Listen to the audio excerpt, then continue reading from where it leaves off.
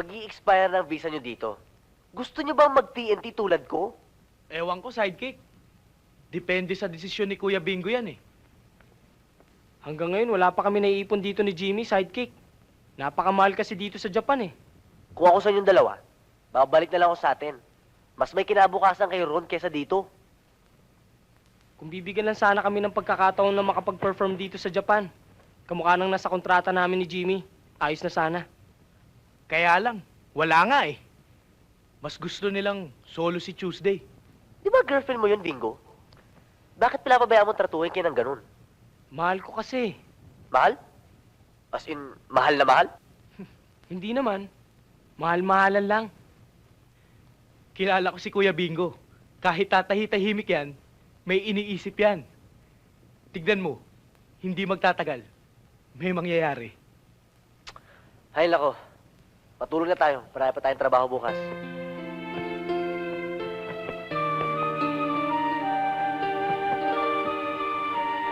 Sandali! Ano ba? Kiniginawa ko akin to eh.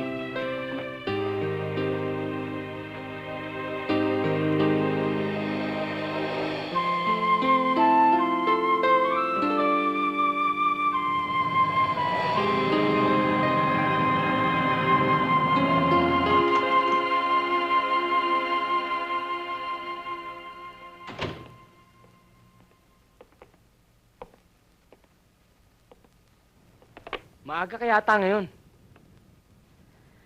Gusto ko kasi magbago ng repertoire. Tulungan mo nga ako. Para 2 kanta ka lang gabi-gabi. Vingo, artist ako. At gusto ko i-perfect ang aking craft. Aling craft Tuesday? Ang pagkanta mo? O ang pagtitable mo? Trabaho ang pinunta natin dito sa Tokyo. At kasama yun sa trabaho ko. Kung di mo pinili mag-solo, lihitin mong mga singers pa rin tayo ni na Jimmy.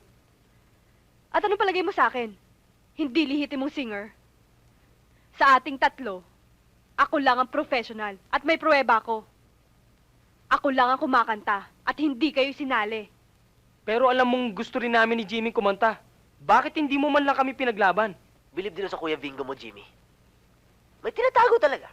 Bang klase. 90s na ngayon, side K. Iba na mag-shota ngayon. Ano yung ganda ni Tuesday kung ganyan naman pala siya? At nang dumating naman tayo dito sa Tokyo, wala nang Tuesday and the April Boys. Naging Tuesday every night. Nag-iisa na ako. At desisyon yun ng management. Yan din lang ang gusto mo. Sige, mag-solo ka. Sa pagkanta at sa buhay mo. Oo, andyan ba? Huwag kang magpalata.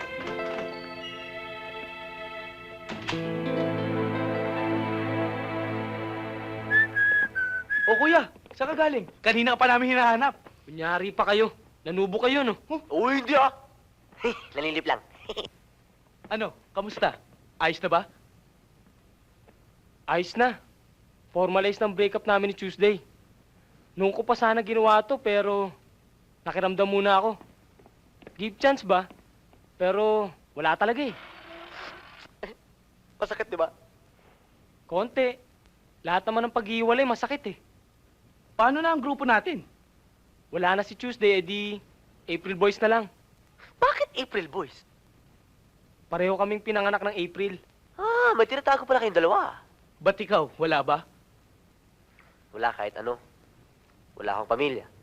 Wala akong kamag-anak. Wala akong girlfriend. Kaya nga nagtsatsaga ako nagti-TNT. Kayong dalawa lang naging kaibigan ko. Ba't ka tinawag na sidekick? Mula nung pagkabata. Pasabit-sabit kung kani-kanino. Siguro ngayon sa inyong dalawa ako sasabit. Eh, paano ngayon yan? Wala rin kami ni Kuya Bingo.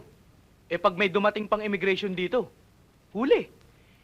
Iba kasi ang nakasulat sa working permit namin eh. Kaysa sa trabaho namin ngayon dito. Pag nagkataon, madideport kayo. Pati ako sabit. Lagi nila ako sabit. Hindi. Hindi mangyayari yon.